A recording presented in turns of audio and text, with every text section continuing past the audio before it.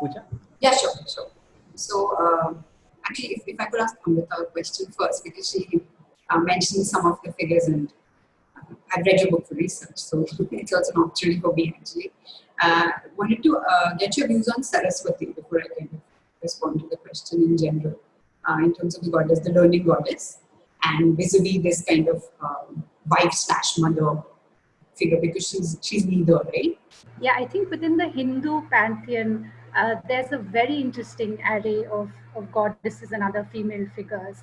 And again, historians would tell us about how within the pantheon, the wife stroke mother is, is more respectable, is more haloed, and has a pedestal, whereas women who would choose to have children outside of marriage, etc. And Hindu mythology is full of that.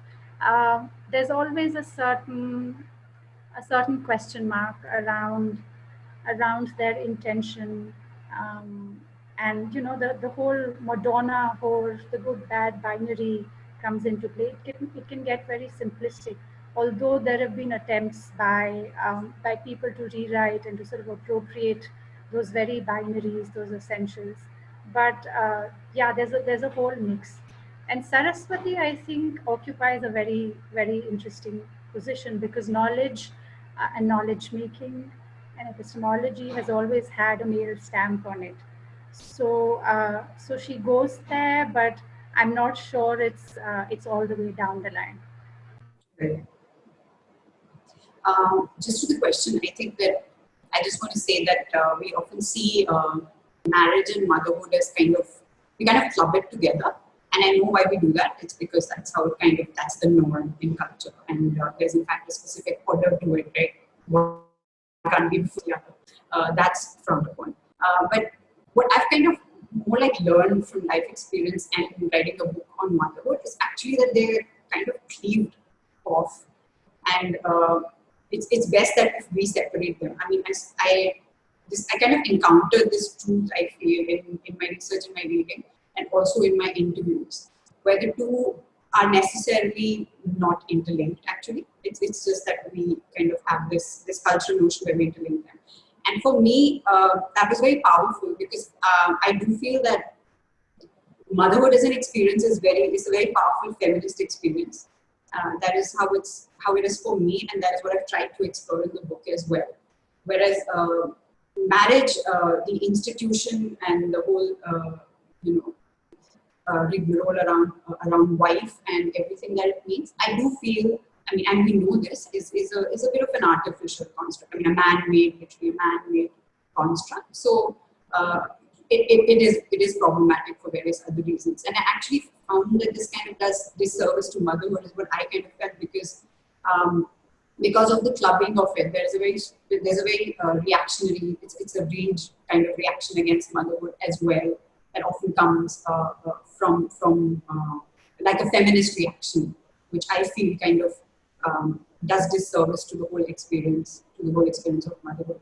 Just in terms of, since we're speaking about stories and all, I encountered the story of Sita, which I thought was very interesting in this context, so Sita is the ideal wife, and that is how we are meant to read her and all of that. But when things break, that is when she is, abandoned and banished because she fails the purity test, etc. That's when I feel like her motherhood comes into play. Like, it all happens off the pages of this, off the stage of this grand epic of the ideal man and the ideal wife.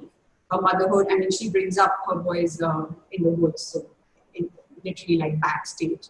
And I feel like, so a story I came across is where she meets Shurpanakha in the woods. And she kind of counsels her, because Shurpanakha is still very hurt and disillusioned by the humiliation that she suffered at the hands of Sita's husband and Lakshman. And Sita kind of counsels her, because I feel like she's evolved then, and her motherhood played a role there. She tells her that, this is nature and this is eternal, and you're talking about men who really don't matter in the larger scheme of things. And I just thought that was very interesting. And the link I made was that, it's because she's had this time of evolving as a mother and a woman, and not the wife that she was, that role that she's supposed to play. So in the context of, artificial versus organic. Okay. Can I ask Samra to come in now? You've written a book, a Good Wife, and again, it's really centered around this whole definition, this whole relationship of a woman and the way that gets defined. Do you want to come in and share your sort of opening remarks? Thank you, first of all, to all the other wonderful ladies, and I'm so honored to be part of this group. Awesome discussions, and I can just add to it from a personal context. So my book is actually my personal life story. It's a memoir about my life journey, and the reason I named it A Good Wife, it was because I heard from a very young age as I was growing up, and even with my own mother, for example, my father was abusive to her.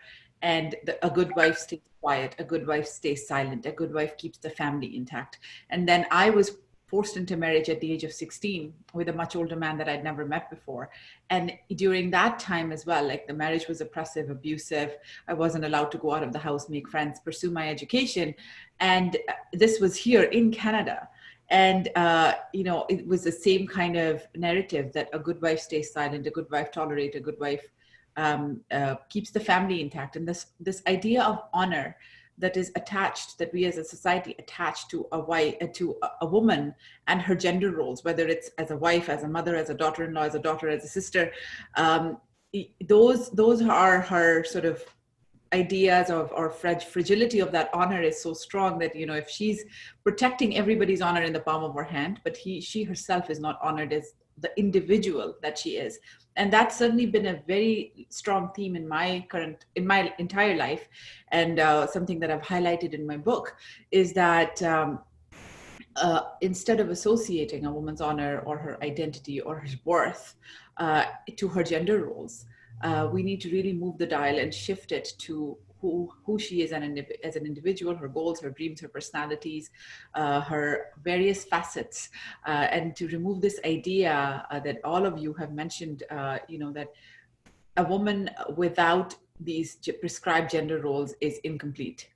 And I think that is where we're trying to get at as a society. And I think we've come a long way, but we certainly have a very, very long way to go. And even here in Canada or anywhere around the world, I'm a public speaker. I go around the world talking about these issues, and I see subtle forms of that everywhere. Sometimes it's more overt, sometimes it's more subtle, but it's a constant theme no matter where you go in the world.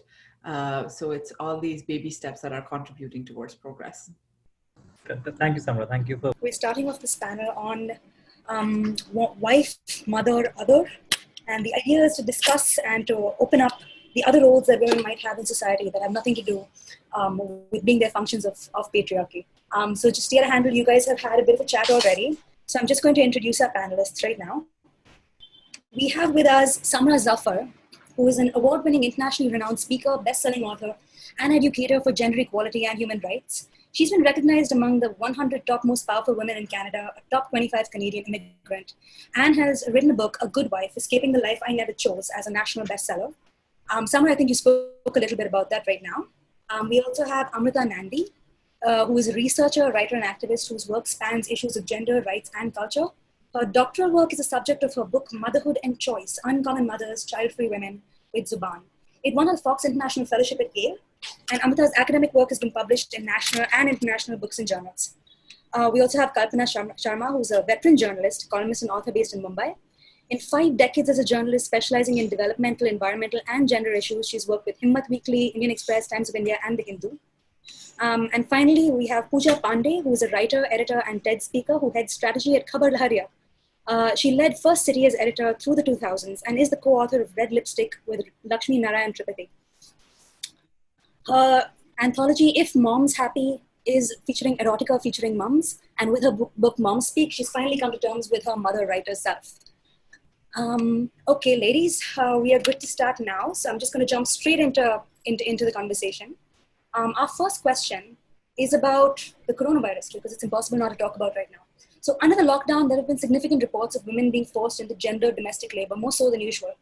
So within the Indian spectrum, that labor is already gendered, given that most household staff tends to be females. But what are your ideas about how feminism within the home has had to work under pressure? So As a single mother, already I'm doing all the work. So it has definitely been, more difficult though without the help around, like, with the coronavirus and with being isolated as well. Obviously, I cannot get my house help to come. I cannot get and the kids are always home. I have two teenagers, and usually they're very independent and very busy, but as being isolated at home, the first couple of weeks were, yeah, this is great, we're gonna watch movies all day, and then after that we started getting on each other's nerves. But there's a one particular thing about what you just said that I really want to highlight, is that women who are right now, and I'm sure we've all come across numerous articles about women who are in domestic violence situations, and domestic violence is on the rise around the world because of the pandemic. And the reason being that isolation is the biggest tool that abusers use to control their victims. And right now, that isolation inadvertently, as a result of the pandemic, is being handed to the abusers on a silver platter.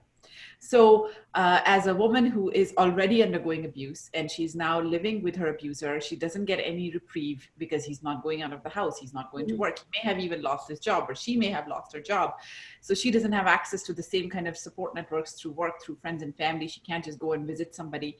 And an abuser who is increasingly frustrated or tensed about maybe losing his job or less income or not being able to go out, they use their victim as the punching bag. So it not only is domestic violence rising in frequency, it's also rising in intensity. In fact, in Canada, the reports are that a lot of shelters and helplines are experiencing up to 400% more calls. So I think the goal was something that I have been sort of taken up as my project in this time, is to raise as much awareness around that. And I think the importance of community on that is very, very, very important, for people to really be proactive in reaching out and not just saying, oh, this is their family issue, let's brush it under the rug and let's leave it behind closed doors. It's not a family issue.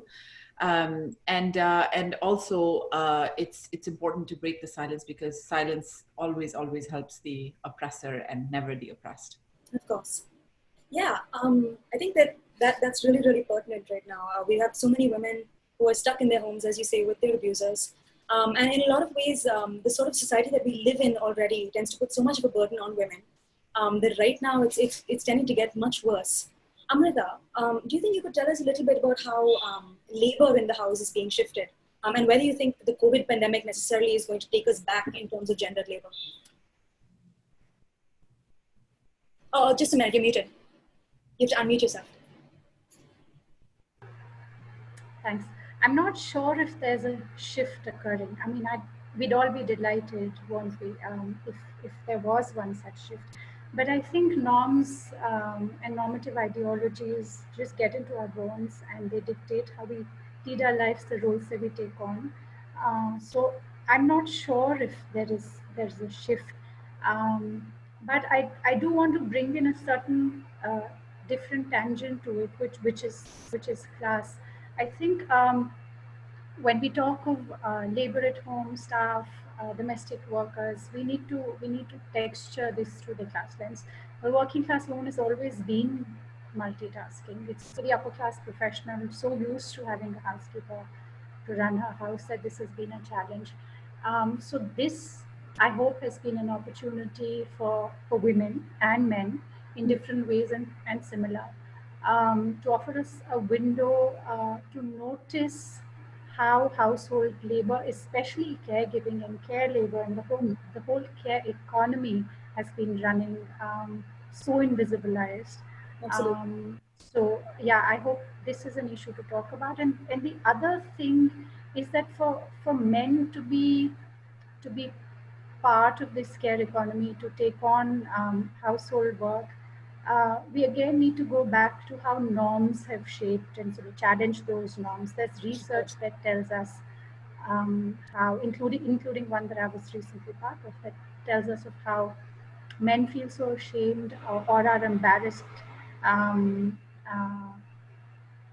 fear mockery by other men and women if they're seen working at home. So I think that's the place to sort of to begin to puncture this conversation and the practice. Kalpana, we were talking about how childcare, while already being a female preoccupation, has been underpaid, overworked, and underestimated. Apart from that, apart from childcare being one of the main female concerns, do you think that one of the things that has been happening is that women's labor, the kind of work that they're doing in the organized workforce, as a result of having that entire burden of childcare being put on them, especially in situations like this, has actually reduced their ability to do their real work, as it were, or the work that they do within organized workplaces? Naomi, I don't know about organized workplaces because the majority of Indian women actually are in the unorganized, what we call the unorganized sector. And I think as your question was originally about the COVID-19 pandemic and feminism, one of the things that feminist groups have been, campaigning for years is a bit of what Amrita said, an evaluation of what is women's work, right? And that only registers in passing sometimes, or when somebody emphasizes it. And I think this is a chance really for that to sink in, because it's not just the domestic workers in our cities, but day before yesterday, for instance, Madhura Swaminathan, who's done a lot of work on women's labor, and she wrote a very interesting piece in the Hindu about even in the villages, as far as agricultural work is concerned, how it is that because the men have gone back, a lot of the women who had work are not getting it. And for women, especially poor women, when they have an independent source of some source of income, that changes the equation within families. So whether it is our domestic help who now are not getting that work, or whether it is the women in the villages, because the whole nature of who does that work has changed because of the pandemic we are facing.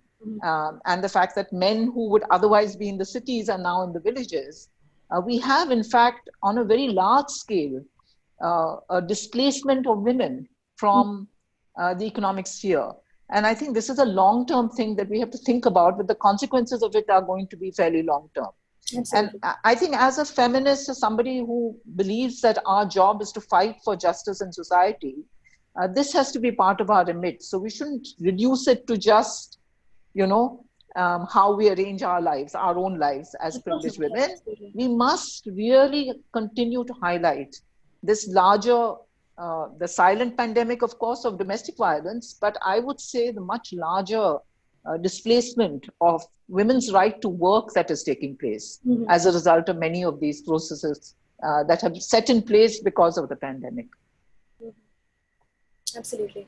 I think there's also been a certain group of people who've been talking about how with women's work being undervalued in the home, for instance, having something like a universal basic income that addresses, women being able to have payment for jobs done as something looking like a solution to that. But I imagine that this might be a little bit of a while away for our country. Can I just add to that? Sure, taking off from something Amrita said. Absolutely. So I think the other thing to realize is that even if temporarily, say, people of our class begin to appreciate what our help did, for us as professional women, it freed us up to do our jobs, exactly, yes. Because we had somebody else doing the jhadu poncha and the cooking and so on. Even those of us who are single, I mean, I live alone, so it's not as if I have to do it for anybody else, but I still have to do it for myself. Yeah. But I think we have to realize that just because there is an appreciation now of what a lot of them are women who are doing for us, it's not necessarily that the class and the inequity issue is disappearing. Absolutely, yes. And my own belief is the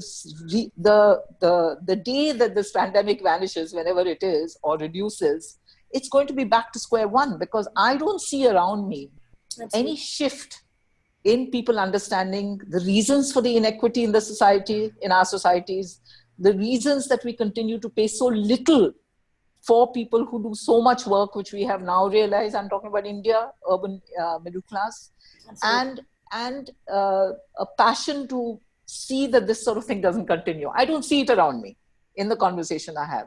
So that is why I am not very optimistic that just because one has experienced what it is to have to do this, that necessarily means that our class will understand what it is to have to do that work day in and day out at wages which are deplorable, unacceptable, should never be there in a civilized society. Absolutely. You're absolutely right there. A large part of sort of agency that the upper class sort of enjoys depends on exploitative labor in a lot of ways. The wages that the majority of women who work within domestic spheres get paid are less than what they should be getting at all. This is actually something that I wanted to talk about with Pooja. Pooja, you run strategy for Khabar Lahariya, which is to say it's a female-dominated news-led organization which focuses on female issues and which focuses on issues in the rural area as well. So do you think that this is going to be something which, as a paradigm shift that's happening for female labor in the country right now? Actually, I just wanted to correct that it's not only women's issues, it's a local media platform, so it's local news. So rural grassroots issues is more like it. And I'm connecting this with actually the theme of the panel, the identities, after listening to all my co-panelists. And what Samra said about the silent pandemic. And of course, we've seen that. And it doesn't help that our minister, a woman, completely rejects it as a figment of people's imaginations, apparently. And the things that Amrita and Kalpana spoke about, the class divides and the kind of exploitative labor that a certain class has been enjoying the kind of fruits of. I just want to say, because to link it to the COVID-19 pandemic and the shift that Amrita was saying that is perhaps not then, Kalpana is also not very hopeful of. I'm actually a little more hopeful of that, because I feel that what the pandemic has really done, we know what it has essentially done. It's just exposed the fault lines, right? It's just exposed how bad things are. This sheer inequality and this absolutely broken system that we have built over decades and centuries, right? Which totally functions on power in the hands of a few and exploiting the rest. And this cuts across gender, cuts across class, cuts across caste, cuts across rural, urban. That's what it's essentially done. It's visible now, and it's actually literally you can see it. So even the silent pandemic, even other kinds of abuse, not just physical sexual abuse, have always been there. I just feel that now they're out in the open, and that is what I mean by I feel that there is already some shift happening, because there is conversation that's happening around it. Even if it's about acknowledging the emotional labor in relationships, if it's about acknowledging the care work or the housework. The pandemic, just by kind of blurring these boundaries of work, home, and that horrible phrase we have, work-life balance, it's kind of disrupted these boundaries, right? Literally with the men and women in the house, taking care of the things that need to be taken care of. I feel that there is some conversation around that that's very useful and hopeful and something to build on. I understand that it's niche and it's probably happening in very few spaces, but one needs to kind of latch on to it and kind of really talk about it, because this binary is gendered, right? The work and the home, the man and the woman, and that I feel is dissolving now, and there is conversation around it. The pandemic has done that, I feel. So I'm just a little bit more hopeful of this shift. Otherwise, yes, it's absolutely. I do feel that we've been having a sort of conversation about gender labor within the house in larger spheres as well. For instance, there have been a bunch of advertisements about share the load for laundry and things like that. And while in a lot of ways, those things, I completely agree with you, are very, very superficial.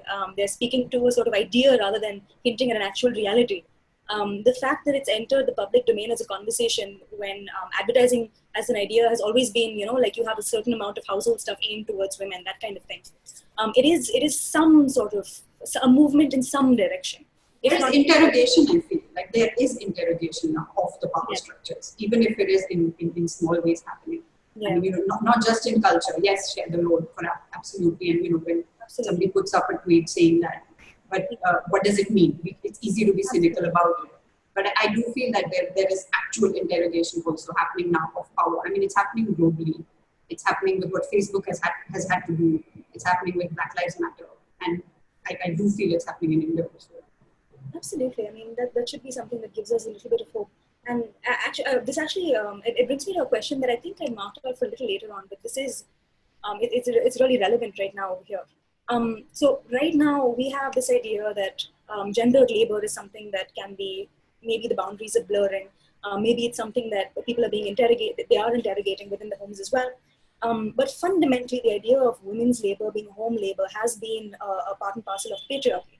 And when you talk about the patriarchy, it's impossible to dissociate the fact that the men in our lives, the men in our homes, the men in our workplace have either been complicit in it or have been, people who have sort of insisted upon it. And in a lot of ways, breaking down those boundaries involves interrogating that patriarchy and looking towards sort of the person in power over there, the main sort of oppressive force over there, to try and see whether that can be made more equal. There's been a lot of pushback against that when people do try. We've been talking about this sort of the movement of feminism being anti-man because of this kind of shift towards there. So something that I actually wanted to ask was a major part of the oppression in the household starts with women. It starts in the household, and it grapples with the people we love, like our fathers, our uncles, our grandfathers, even our mothers and the women over there who consider traditionalism as one of the important parts of being a woman. So it hinders our growth. It makes it difficult for us to kind of explore the boundaries that we really want to. So looking outward from where we stand now, what do you think men can do in towards like creating a genuinely egalitarian society? How would that even work? Samra? You muted.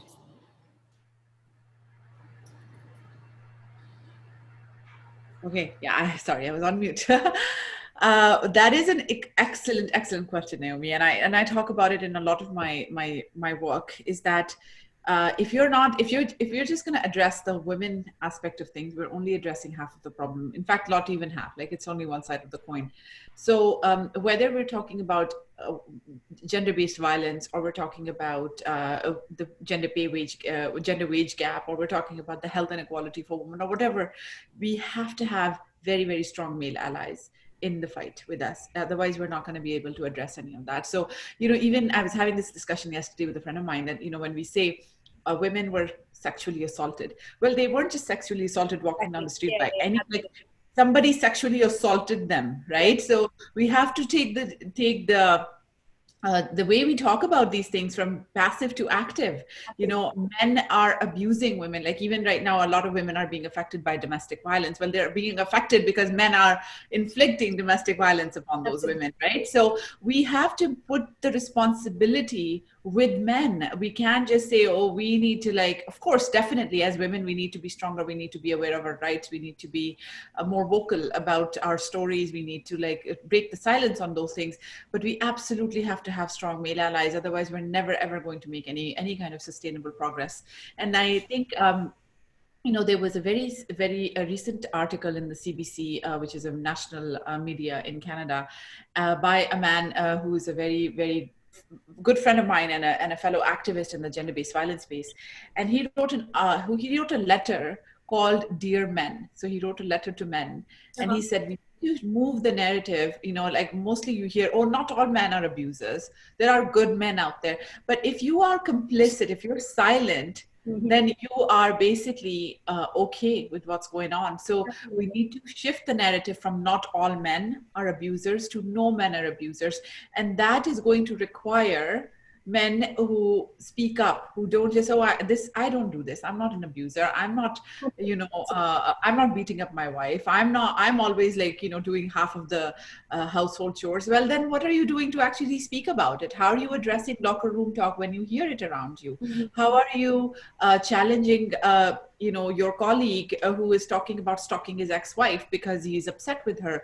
How are you talking about, how are you talking to this friend of yours who makes demeaning comments and jokes about his wife in front of his friends and parties? So, even when it comes to any kind of abuse, patriarchy and everything, it's not just, abuse isn't just a slap or a kick. I mean, that sometimes never even comes. It comes years later. But non-physical abuse is just as, if not more, damaging. And in my book, when I talk about my story, physical abuse happened maybe 7-8 years into my marriage, and before that it was all the non-physical abuse, the manipulation, emotional abuse, emotional abuse, psychological abuse, financial abuse is a big one. because the more financially independent a woman is on her abuser, then the more vulnerable she is and susceptible she is. But then it's not just, the onus is not only on her, the onus is on educating our young men, our boys, on what healthy relationships look like, and that has to come from healthy male role models. So a lot of boys who grow up watching their patriarchal father figures treat, or being the flag bearers of patriarchy, they expect that from their own spouses. So, so definitely addressing the men's side is a very, very critical piece. And even when it comes to, addressing the root causes of why this is happening, like toxic masculinity, this idea of, oh, I don't want people to say that my wife wears the pants in the house because she makes more money than me. So you hear these narratives from educated people, from supposedly progressive people. I heard this from somebody that who, last year who became a friend for a while, and I heard the same kind of narratives from someone very, very educated. So you hear this all around you. And then on the other hand, you have women who are also flag bearers of patriarchy, because patriarchy is not about men versus women; it's a system, it's a culture. right? And women can be complicit and be the torchbearers of that. So you hear from women all the time who, because they have believed their entire lives that I am not good enough, strong enough, capable enough, I'm not smart enough, I'm just not enough, something enough to be able to be an equal. And they have been conditioned and fed that from a very young age, and they believe that, so they've lived their life based on that, right? So now women like us who go up and talk about these issues and challenge these stereotypes are threatening their reality system. Absolutely. So it's much easier for them to point fingers at us and say, oh, she's too shameless, or she's a homewrecker. And I've heard all kinds of judgments passed about me, or she causes people's divorces, etc., etc. But it's so much easier for them to point fingers at me rather than look inwards and think, oh crap, I've lived my entire life based on a lie. No, that can't be true, because that's a very painful pill to swallow, right? And I hear that judgment even from my own mom, because she lived her entire life based on that false reality. So it's very difficult for her to accept. So I think there's so many different facets of this, the male angle, the female angle, the youth, and the kids who are growing up, and how do we break that stereotype and those gender norms in our school systems, in our education system. So it has to be absolutely a very multi-pronged approach. We can't just be a bunch of women talking about this, which is absolutely we have to. So yeah, like right now it seems to be that what you're saying is that we don't have a problem of individuals. We don't have a problem of women being not enough, or of individual men being too bad, but we have a sort of cultural problem. I would even go so far as to say that as a culture, we have gaslit and emotionally abused women across the board into sort of making themselves smaller, needing to put males first, needing to put their desires second, to the point where a woman actually acting in her own self-interest, acting within the bounds of her own humanity rather than as a function of the patriarchy, gets labeled as deviant somehow. Or you're saying right now that you've had to deal with stuff about, like, on a very personal note, being considered someone who causes divorces, or as a homewrecker. Whereas, like, there's been several studies that have talked about how the more agency a woman gets within a culture, the higher the divorce levels tend to go up, because you start tolerating abuse much less. And to that, I actually wanted to ask Amrita. Amrita, you've written a book about women who don't follow the traditional path. Do you think that women, the lie that we're fed since we're very young, the idea that we're supposed to grow up to be mothers and wives, the idea that our entire goals are supposed to be oriented towards a little nuclear family, do you think that's actually something that has been worthwhile for women at all? Like, do you think if given the choice, women would actually make those decisions? Yeah, I think choice is such a delusion.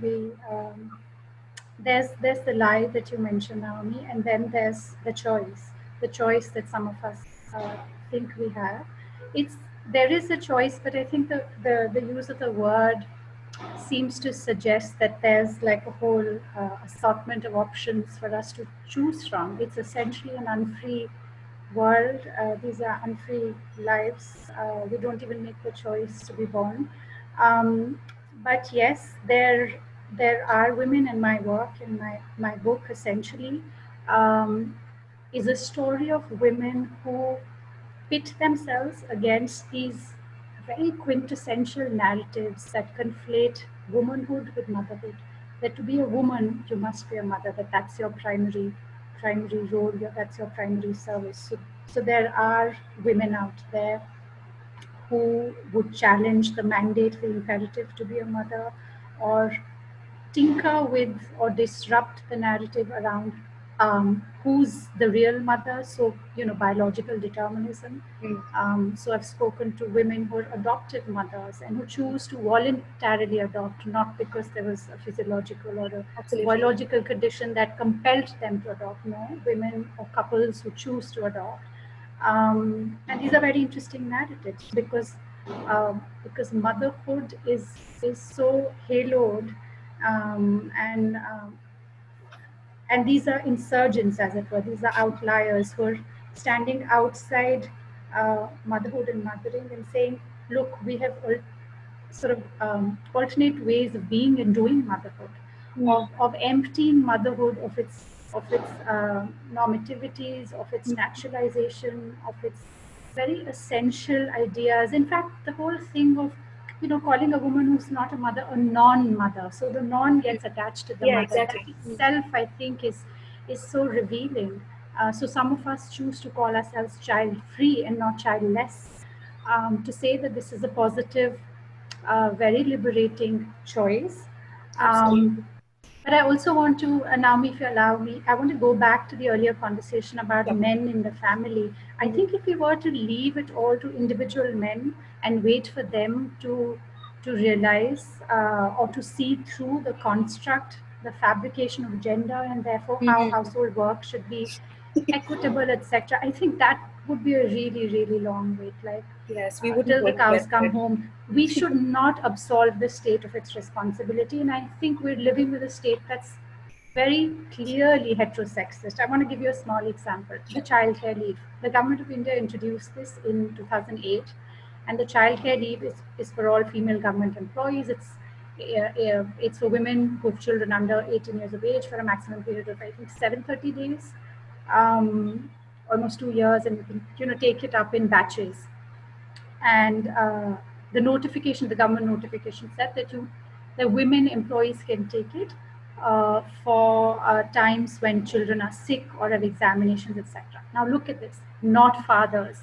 It's women who get the childcare leave. Now, as part of my doctoral work, I filed an RTI to know what was happening behind the scenes. So I went to DOPT, which is the Department of Personnel and Training, and I found in those classified files a bunch of appeals from, and this is interesting, single men, only single men, widowed or divorced. Also men whose wives were really ill or bedridden. And these men were asking for the childcare leave because they were unable to juggle full-time work with childcare. Now, none of these men, mind you, had argued that the CCL, the childcare leave, in and of itself is discriminatory. They did not say in their appeals that childcare be made gender blind, that it be granted for both. It was only a decade later, in 2018, if I remember correctly, that the government of India amends the CCL to include again the single male parent, yet it's still not both. So, in families where the mother is absent, only then can the male take the CCL. So what is the message of the CCL, or what is the message from the state to women? Drop your public roles, turn into the pillars of our care economy. This is naturalization of care. And also I think care, when we speak of care, it's so skewed towards maternal care because again, it's so sanctimonious. What about those of us who look after elderly parents or the chronically ill or the disabled? So I think care needs to be the whole idea of care, and it's beautiful, although can be oppressive. I think as feminists, we have to, and I want to go back to a point that Pooja earlier made, where she perhaps said, I'm sorry if I'm paraphrasing, but that feminists may be doing some sort of disservice to motherhood by not celebrating it. I think feminists there's a whole range of responses. We've celebrated it, but we've also said, can this not be patriarchal? Motherhood can be very empowering and beautiful, but can this not be oppressive? And so, I think we need to rescue care from a very heteropatriarchal state, from very heteropatriarchal normativities, and and sort of pull it out from the private to the political. It's a very political subject. Absolutely. But it gets pushed into the domestic as if that's the ghetto it belongs to. I'm sorry if I took longer than I was supposed No, to. no, no, not at all, not at all. These are really, really valid points. You know, it really it underscores the idea of emotional labor, as it were. So emotional labor, for those who are not familiar with the feminist discourse in the audience, was brought about in the 80s, and it was talking about the labor that is required within the formal labor system. So say, for instance, if you're working as an airline stewardess, and you have a sort of necessity to be kind to your customer or nice to your customer, service with a smile, you have to look a particular way, etc., etc. And that was considered, right, got it. And that was considered emotional labor. But a new part of what's been brought into the discussion now is the idea of how within families, within our relationships, the burden of care, as you said, the burden of being caring, of being nurturing, of being the person to sort of be soft and take care of everyone, tends to fall to the women just by default. So I wanted to ask Kalpana this. Kalpana, do you think that, so we've been talking about how masculinity in general is something that we cannot have a conversation about women's rights without, we cannot talk about how we deal with women's rights and exploring the ideas of womanhood without talking about how men are central to this. And how do you think emotional labor plays a role in this? Yeah, so maybe we should have had a panel called Fathers, Husbands, and the Other. Yes, and we could talk about that instead of them talking about it. And have the women talking about it. Absolutely, yeah. absolutely. Yeah. So, you know, this thing about care, I mean, there's an automatic assumption that women are nurturing, right? Absolutely, yeah. And it's supposed to be a virtue that all women are supposed to have, yeah. You know, automatically. And this is the thing that has to be challenged because, you know, nurturing is a good value that everybody should have. It Absolutely. shouldn't be just women or men. And but because of this patriarchal structure, it is assumed that women nurture and they must nurture and they must be nurturing. Mm-hmm. And the exception is the man who is also nurturing. I mean, like, so I was brought up more or less by a single father because our mother died when we were quite young. Sorry. And, you know, my father was nurturing. That's lovely. And he did all the vegetable shopping. Till he was in his 80s, he made his own tea. There was no question of him expecting somebody else to serve him. But, you know, so I think, you know, this automatic assumption that it has to be the woman, and we have to differentiate between what we mean by nurturing. A nurturing society is one that everybody cares for anybody else who needs help, you know.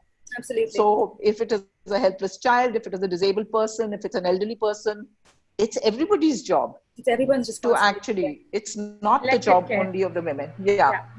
And I also want to bring in another point, which was part of an earlier thing, that, you know, the book that I've edited is on single women who've chosen not to marry. Now, in every single case, in fact, most of these women have said that the reason that they could make a choice at some point in their lives, it was not automatic. It was not something they set out to be, but for whatever reason, they chose not to get married. It was because of parents who were supportive. Yes. So in a way, I'm talking about nurturing and support as in a way two sides of the same thing. Absolutely. And when it comes to especially women and young women in this country, I think this kind of acceptance and support by families is a very important thing in bringing about any change, because the women who've been able to make choices which are out of the box, which is not what is expected, or who are brought up to believe that they can have a dream and they can actually achieve that dream, no matter how far out it may seem. Are the women today who you see who are in public life or able to do things? Absolutely. And why should it not be the norm? Why shouldn't generations of fathers and mothers, when they choose to marry and have children, grow up with this belief that they have to allow their children, boys and girls both, to have that? And I feel this kind of thinking is still very new in our country. It doesn't happen. And so it is the men, but it is also the women, because I think a lot of women are conditioned when they get married and they have children to play that particular role of being, you know, of in a way limiting the expectations of their daughters because they know what they've gone through, you know. So it's a self-perpetuating prophecy Yeah, that yeah. I feel like takes place over generations. It's not just an older absolutely. generation. It's not necessarily changing enough even in this generation. No, no, no, of course. Like, it's almost like the idea of women involves care being given, but not care being taken. You know, like the idea of women is one where it cannot countenance the idea that women can be deserving of care and demand care so much as care being demanded of them. And it's one of those things that works towards just really consolidating this idea of these stereotypes of women that nurture and care, all of these sort of positive ideals of women. They also have a tendency of putting women on pedestals, which makes it impossible for women to be real, full, realized human beings. For instance, like it should be as reasonable for a woman to just want to say, I don't want to care about people at all, I'm a bit of a bitch. And for that to be completely acceptable. And when we're talking about motherhood, we're talking about care. It robs women of personhood to the level of, like your basic sort of desires, your basic needs are just invisibilized completely. And that's something that I wanted to talk to about Pooja. So when we're talking about motherhood, we're talking about how feminism addresses motherhood and this sort of responsibility of care that becomes all-consuming. There's very little space for women's sexuality to be part of that. And you've talked about how you've written a book about how erotica in relation to motherhood. What do you think we can do to sort of like broaden the idea of motherhood to be able to include that active sexuality? Okay. This is so much like my brain is exploding right now. Things that everybody said, and it kind of links together. It's nice that it kind of links together with sexuality, maybe. I do think that some of the words I heard about halo and pedestal, which you said, Naomi. So like these are all. My working title for my book was "With the Halo of Motherhood," and in my proposal, I think I used the word pedestal some 25 times, quoting Alanis Morissette, one of the women I grew up with, that we need to stop giving her vertigo and kind of bring her down from this pedestal. So of course it's structural, of course it's centuries of this oppression, but I do want to kind of link it to the panel name again, because the others, either we all decide we want to be the others, and we can kind of make the others more inclusive, because I know that I have felt like the other all my life. I have never felt this nurturing, undying love, from day one of becoming a mother, which are the myths that are kind of drilled into you. And of course, they made you question your worth, everything. You weren't meant to be a mother, because the mother suddenly becomes this kind of self-sacrificing, all this epitome that we kind of like, all that melodrama. And there is no room for kind of her life. So besides the fact of sexuality, which of course is like basic truth, I would say, and so it's a short story I contributed to an anthology. Sure, yeah. Yeah, no, the entire book. Besides that, I feel it's just the kind of othering of the mother, that she is this haloed figure who has no other desires, ambitions, absolutely, thoughts, opinions, and making it so, like, literally physically kind of restricting her space. And I felt this myself as a new mother, and I've tried to talk about it in the book, where your space itself feels kind of restricted, and you kind of feel, and I really felt this gender trap then of this thing of, this is what it was, this is your space, it's the domestic space, you're not supposed to step out, you're supposed to kind of, be the queen of this.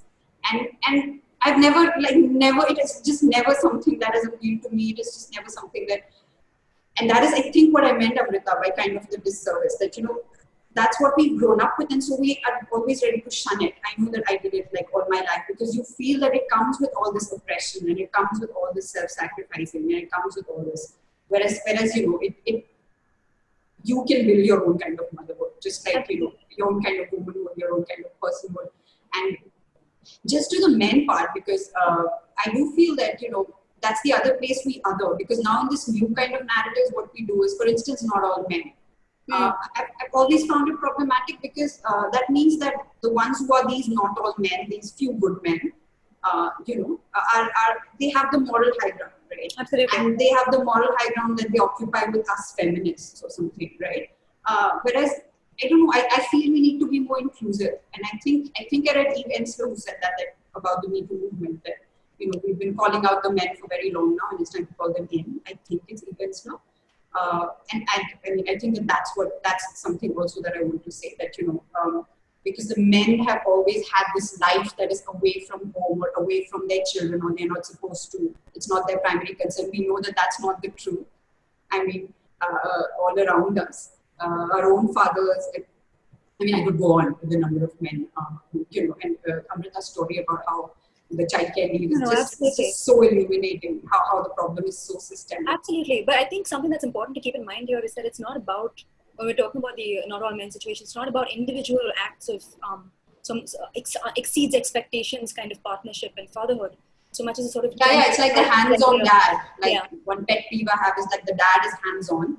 And so you kind of appreciate that. But the mom, there's no term for the mom. Absolutely, yeah. There is no such thing as a hands-on mom. By default, she's absolutely. You're completely right in saying that if we're imagining a sort of feminist world, while on one hand we need to be able to create a space for women to not be mothers, it's impossible to have equality if we're actually excluding mothers from the narrative.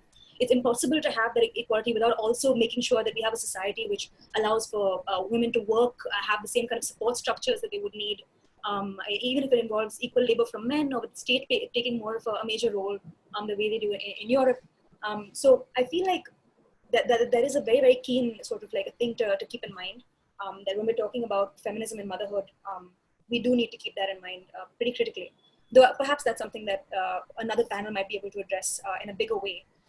But right now, I would like to take us to the question and answers. The questions from the audience. We've got a couple of questions here that are a little interesting. So let's, hold on, I'm just gonna, okay, one of the questions which I find very interesting in terms of how society views women is from a Zafar Hasif, which means, where she says, but how does one deal with the deep emotional blackmail that comes from a woman trying to liberate herself? Samra, do you think you might want to talk about this? Because this is sort of the societal sort of like pressure for a woman trying to liberate herself. Just a second, I think you're still muted. Yes, absolutely. Can you repeat the question quickly, Naomi? The question is, how does one deal with the deep emotional blackmail that comes from a woman trying to liberate herself? So I think she's trying to say, how do you deal with the emotional blackmail of your family, your friends, your workplaces, culture at large when you are trying to liberate yourself? What would you? That's such a profound and very deep question. How much time do we have? But I will certainly talk about it and try to keep it concise. You actually hit the nail on the head a little while ago, Naomi, when you said that women are being gaslit from all kinds of angles and all kinds of different facets of society. And that is so true. I mean, even when we were talking about men and the conversation carried, a quote that I read recently, which came to mind, was that when you're used to privilege, equality feels like oppression. Absolutely. So a lot of men who are used to privilege, who are used to being, given a certain privilege because of a system of patriarchy, to them now equality feels like oppression. And I was looking that there was a couple of comments on the chat as well about that, and how there's a whole wave of anti-feminism, and a lot of men feel like their power is being taken away, right? So and then it is being taken away and validly taken away, and it should be taken away. But the thing is here, that the fact that it's called privilege, and the fact that it is privilege, is because it is not equal, right? And that in itself is problematic, because if it was, it shouldn't have to be a privilege, because women should be at the same level. It's not bringing men down, it's raising women up. So that is a whole other discussion in itself. But absolutely, from a societal point of view, the emotional blackmail that exists, and I'll just talk about it in the marriage and divorce context. Divorce is something highly stigmatized. Single motherhood is a bad word. I'll give a quick example. I was actually speaking at a South Asian community event for International Women's Day last year, and after my speech, and it was all about liberating a woman and her honor and all of this from these patriarchal structures. It was all about women empowerment. And this gentleman got up and said, "What is the point of you talking about this empowerment? How are you empowered if you're a single mother? How are you empowered if you're a divorcee?" So it was almost like, but what was really heartwarming was that all the ladies got up on their feet and started to really just, challenge that narrative. But it's the whole society that works in a very systematic way to emotionally blackmail and gaslight a woman, you know, like, something that I've heard a lot: who will marry your daughters now that you're divorced? Who will marry your sisters that you're divorced? Or things like, you know, because, yeah, dream, but don't dream too big, because remember, you're a woman, remember your place, right? Similarly, the whole honor, the whole stigma that is attached to a woman breaking free from those norms. Like, I'm a mother, but I never chose to be a mother. Like, it was not really something that I was forced into marriage at the age of 16. I became a mother out of obligation. I was a teenage mom. I was 18 when I had my first daughter. So I was a kid myself, you know, when I got pregnant. It wasn't something that I chose to do. I mean, I make the most of it. I love my children to pieces, but I always talk about, I love myself first. And that has taken a very, very long time, because I've being conditioned to put myself on the back burner. That is what love is, you know. Love for a woman's love is all about being the sacrificial lamb for everybody else. So, but I feel like that's one of those things you see on the airplanes, right? Like, you have to put your mask on first before putting it on for someone else. Absolutely. And women are taught to be putting themselves on the back burner in order to take care of everybody else. But they themselves are practicing any kind of self-love is almost termed as being selfish. And you know, one of the things, for example, people ask me all the time is like, well, you know, if he had turned out to be a good husband, it would have been all okay. And I always respond to it this way, that even if he had turned out to be the best husband in the world, like if he was the best husband that ever walked on the face of this planet, would that make it okay for me as a girl to lose my childhood, my adolescence, my right to grow up, my right to make my mistakes, be the person that I could be, pursue my dreams, fall, fail, get back up, do all of those things, live the journey, my right to choose when and who to marry, my right to choose if and when I want to have children.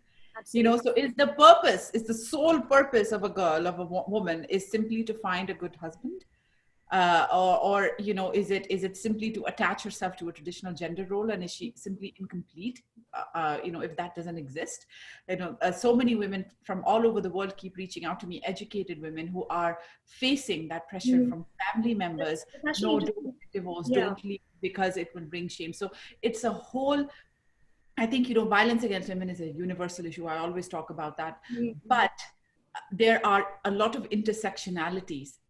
So for a woman who doesn't have that, who doesn't come from this honor-based culture or this societally, you know, the culture that kind of constricts her, it is much easier to walk out and for herself. So the barriers that we as South Asian women face are much higher because of that societal stigma and shame that holds us trapped, whether it's walking away from abuse, or whether it's simply just living life on your own terms and not being that nurturing, perfect mother, daughter, wife figure that is prescribed for us from generations and generations. You know, when you bring up the point about us being South Asian women and how we have different sort of approaches and different barriers to have to deal with, one of the new questions we have over here is by Rashmi Chakravarti. She says, ma'am, the recent years have seen a rise in anti-feminism, especially coming from well-to-do women. Also, there's a general notion among middle and upper middle class, of feminism being an elite and Western phenomenon. So where is it that feminism in India is going wrong? Amrita, do you think you might want to take that on? Yeah, I would not call that a new slur on feminism. I think feminism has always faced backlashes, and these are quite dated. The impression that it is Western is right to a very limited extent. There's a lot of indigenous movements that are homegrown. And a lot of our academic work, research, activism is homegrown. You know, there are movements across the country where you'll find feminists at the pickets, as it were. So yeah, I'm not sure if it's totally Western. Also, the backlash, I think we need to unpack what causes the backlash. Feminism is up against, I think, one of the oldest one of the most toxic, one of the most insidious, difficult, powerful notions called patriarchy. It's about power. It's about who gets to decide. And when you're up against a giant like that, a backlash is expected, and that backlash could take on sort of a lot of faces and norms. And calling it Western, I mean, I don't think we need to kid ourselves, really. We're in a post-globalized world, and what is not Western about a lot of our lives.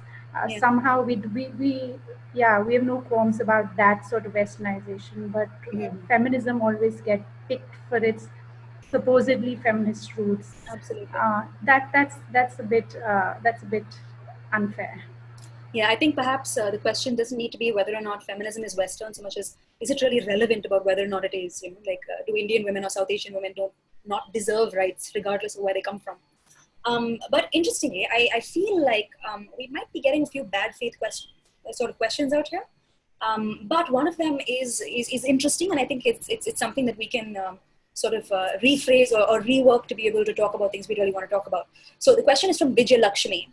And Kalpana, I'd like you to be able to take this on. So the question is, given the discussion around toxic masculinity, a new term that has come up is toxic femininity to describe what is perceived as the manipulativeness of women. Is toxic femininity a thing? And if it is, to what extent is toxic femininity a function of patriarchy and conditioning? Do you think this exists at all? Is this a thing? Okay. Maybe I'm of a different generation from some of you on this panel, but I have not heard of toxic femininity. I have heard of toxic masculinity. Absolutely. And I think this thing comes from exactly the same thing as the previous question. That somehow you're so uncomfortable with the fact that there are now generations of women. I'm from the generation where actually we read feminist literature that came out of the West. Absolutely. And some of our consciousness did arise from that.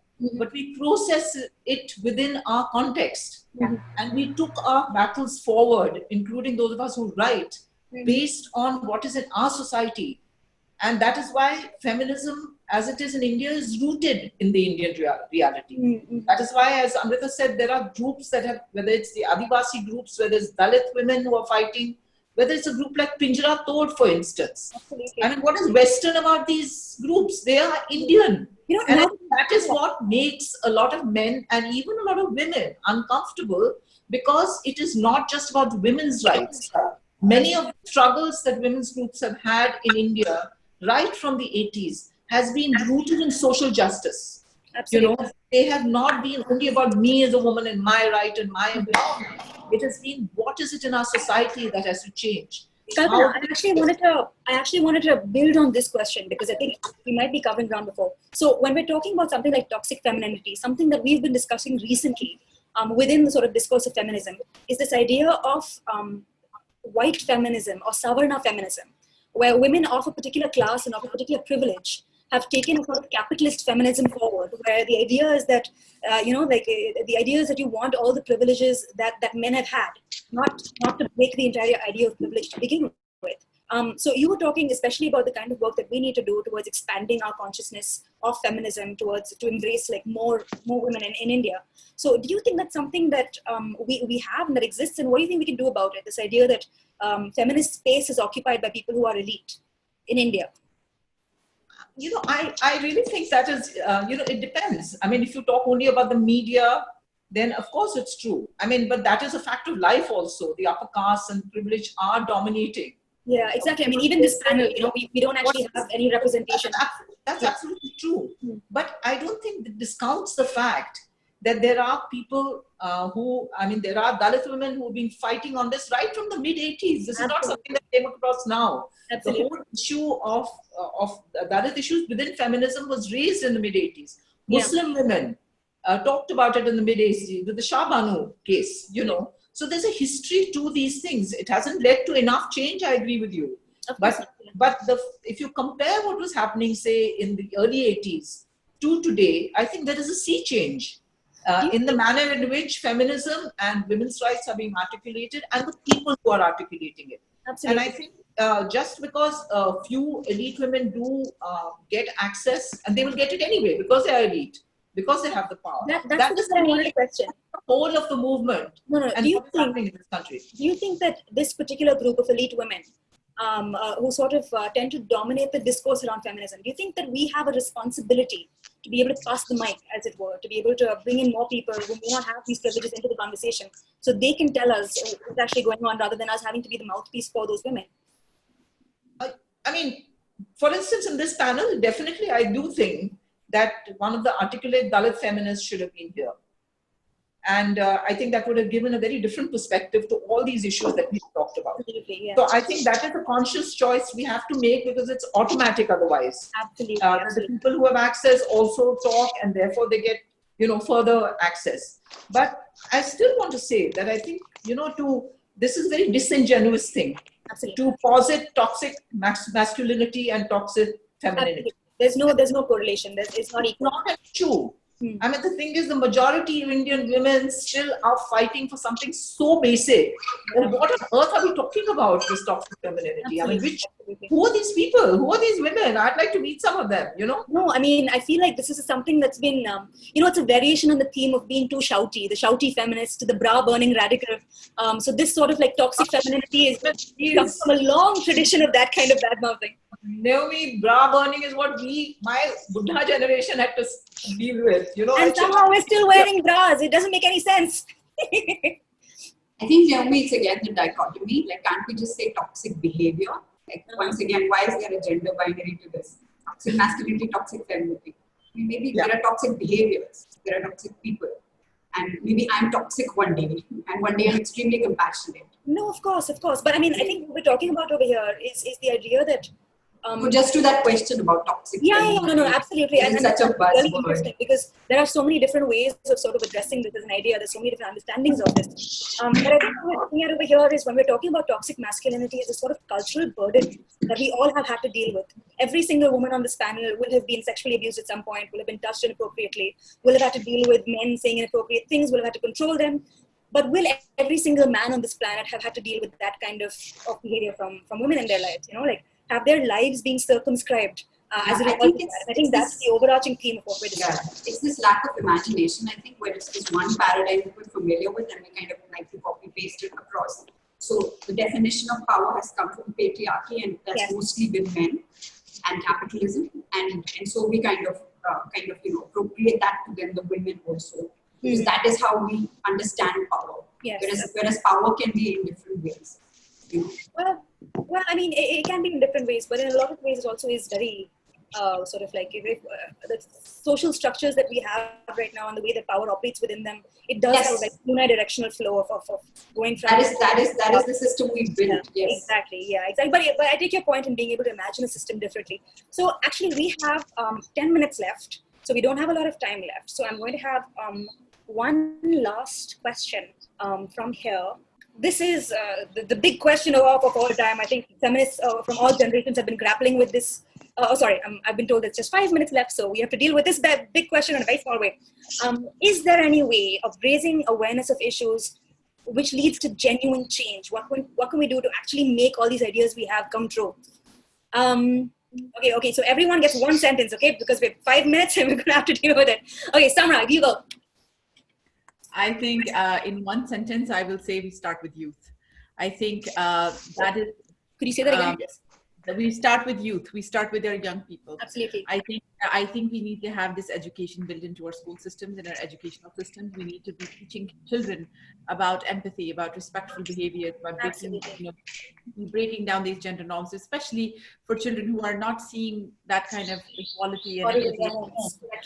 And if they don't have a positive counter narrative at school, they will relate that behavior. So I think that's, as much as we want to be able to talk about it in all kinds of different facets, I think real change will come from our young people, from our school systems, from our younger generation. So as much as we want to focus on the traditional subjects of science, math, English, and all of that, we need to be one of those.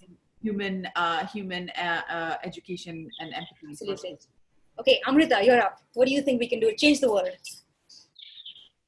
I I think it will help if we were to, like the earlier panelists said, begin early with boys and girls, and I say girls too, to help them unlearn gender. I think that's very eye-opening, and to know that gender is performative. It's a Absolutely. construct. I think that is truly liberating. Yeah. And it brings in a sense of autonomy, and you get to know you have choices. Otherwise, you think it's all foreclosed, it's all predetermined. I've got to marry, I've got to, have babies. Absolutely. It's not like that. The world seems So neutral. that's a big wake-up call. Yeah. Absolutely. Kalpana, how about you? What do you think we can do? Well, I think if we want gender justice, then we have to A, continue to speak out. Mm-hmm. B, confront what is wrong, not be afraid to do that, to stick our necks out. B, believe that change. C, believe that change is possible. I mean, approach these things with that belief that if you do this, it is possible. And, I think to build any kind of just society, it's a long haul. We have to continue to do it. And I don't think there's any formulaic way of doing it. My generation thought of some ways, they've changed over time, and they will continue to change. But I think the goal has to be the same, that we do believe and we want a gender just society, and we have to strive for that. Right. I believe we had a panelist from another meeting coming in, so we're going to have to wrap this up real quick. Pooja, what do you think we can do to change it up? Okay, I'm just going to kind of make this a very personal question for me. The personal is political, and rightly what Amrita said has to start with the side. So read about representation, speaking up, tackling it in our own homes and our own spaces. In my role as a mother, writer, human being, and work at Khabar area, I'm just going to quote Anne Enright, one of my favorite writers, who says it in the context of motherhood. But to me, it's about changing the world, which is what can I do? Nothing, my best. That's what I'm doing. That's wonderful. That's brilliant. That's a magnificent point on which to end this. So I think we are all wrapped up for now. All right. Thank you. Sorry, were you going to say something, Naomi? No, not at all. Take it away. Yeah, over to you, Sanjana. Yeah. Thank you to all the panelists. This is a really, really enriched discussion. Thank you, Naomi, not just for moderating the panel, but helping us through the process of putting this festival together. And yeah, thank you, everyone. Thank you, everybody. It was a wonderful talking to all of you. Thank you. Thank you. Bye. Thanks, Bye-bye. Manu. Bye. Thank you.